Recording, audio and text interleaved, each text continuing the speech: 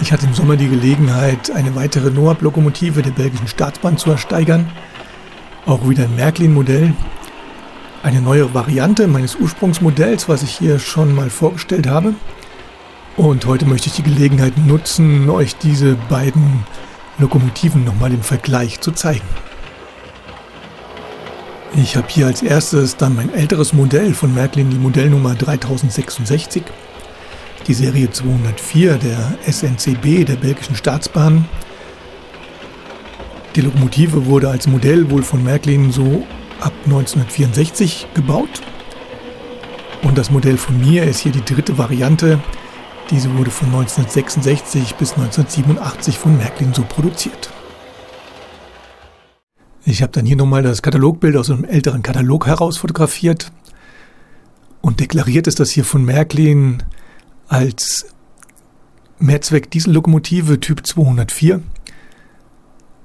mit einer Leistung von 1750 PS, die sowohl vor leichten Güterzügen wie auch für Personen- und Schnellzügen eingesetzt wurde, mit einer maximalen Höchstgeschwindigkeit von 140 Stundenkilometern.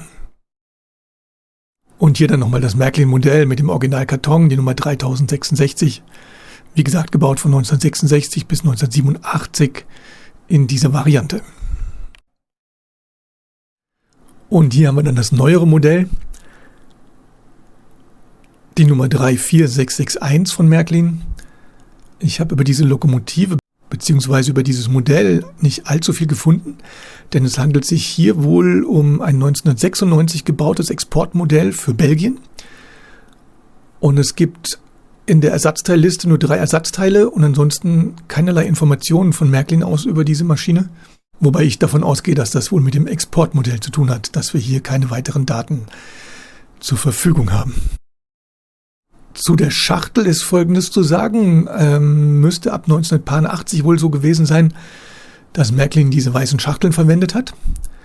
Und diese weißen Schachteln waren wohl, wenn ich das richtig verstanden habe, prinzipiell Delta-Lokomotiven. Und eine parallel verkaufte silbergraue Packung oder grau-silberne Packung, da handelt es sich wohl immer um den digitalen Hochleistungsantrieb. Das heißt, immer wenn man eine weiße Schachtel hat, ist es automatisch wohl ein Delta-Modell. Hier habe ich das neuere Modell noch mal geöffnet. Man sieht hier dann definitiv diesen kleinen Delta-Decoder, damals mit 4 DIP-Schaltern. Das ist also nicht mehr die ganz erste Variante, sondern es ist zumindest schon mal die zweite Variante und man kann die Adresse zumindest im kleinen Bereich verändern, was bei dem ersten Delta-Modell überhaupt nicht der Fall war. Der größte Nachteil für mich noch bei diesem Decoder ist, dass man die Frontbeleuchtung nicht extra schalten kann, sondern genau wie beim analogen Modell. In dem Moment, wenn man anfährt, geht auch die Beleuchtung an.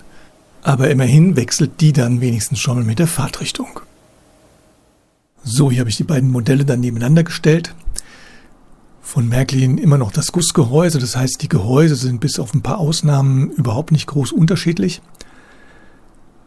Der Hauptunterschied ist hier natürlich die Lackierung und selbst unten im Fahrgestellbereich, wo ich erst dachte, das Fahrgestell ist verändert, das ist definitiv nur bei dem neueren Modell auf der rechten Seite, ist einfach in Grau gehalten, dadurch sieht das komplett anders aus für mich.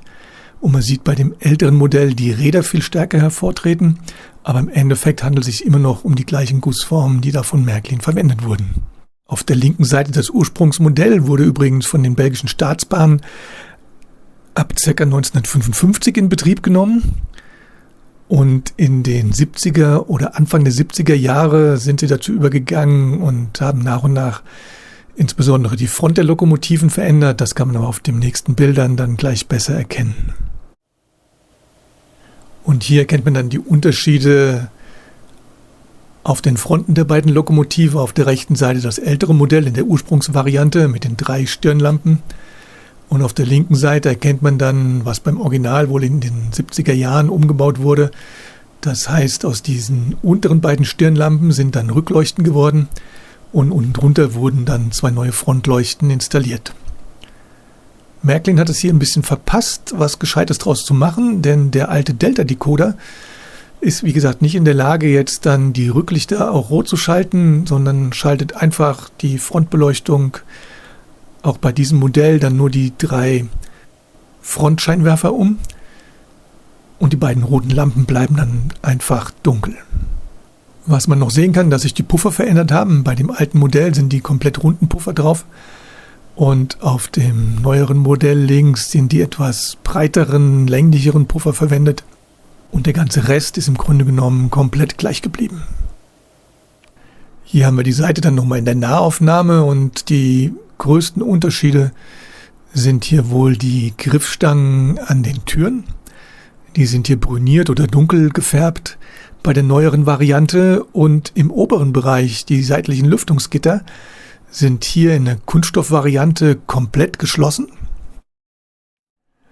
Und bei dem älteren Modell sind sie durchbrochen ausgeführt und man erkennt dahinter die Konstruktion, sodass ich sagen muss, dass mir die ältere Variante in diesem Punkt hier dann wesentlich besser gefällt. Ob das im Original jetzt auch nicht zu sehen war, kann ich nicht sagen, oder ob Märklin einfach hier nur gespart hat. Auf jeden Fall finde ich das ältere Modell hier einfach ein bisschen feiner ausgeführt. Bei dem älteren Modell ist von mir jetzt schon ein Low P5 eingebaut worden. Da werde ich mal schauen, ob das neuere Modell mit diesem einfachen Delta-Decoder einigermaßen fährt. Ich habe es jetzt hier noch ein paar Runden fahren lassen, da hat es sich eigentlich ganz gescheit angestellt. Nicht so wie bei der kleinen Dampflokomotive, die ich hier mit einem noch älteren Delta-Decoder mal getestet hatte, die in den Kurven dann prinzipiell extrem langsam wurde. Da hat sich diese Variante jetzt hier, beziehungsweise dieses Modell eigentlich ganz gut geschlagen. Da werde ich gucken, ob ich das irgendwann noch verändere. Ansonsten lasse ich die Loks jetzt hier noch ein paar Runden fahren und wünsche euch noch viel Spaß beim Zuschauen. Und bitte nicht wundern, da ich nur einen belgischen Personenzug habe, habe ich an die andere No-Hub für den Film oder für das Video jetzt einfach die dänischen Wagen hinten angehängt.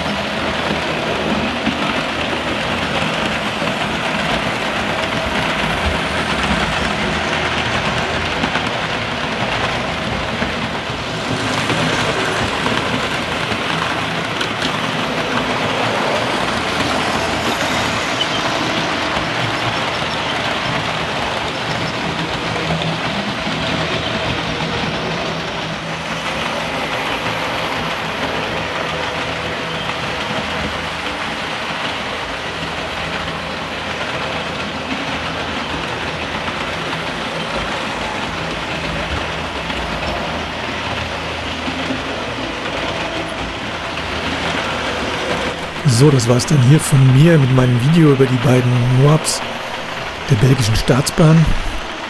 Wenn ich irgendwas vergessen habe oder verdreht habe, dann schreibt es mir wieder in die Kommentare. Ich versuche das dann hier wieder nachzutragen oder zu korrigieren.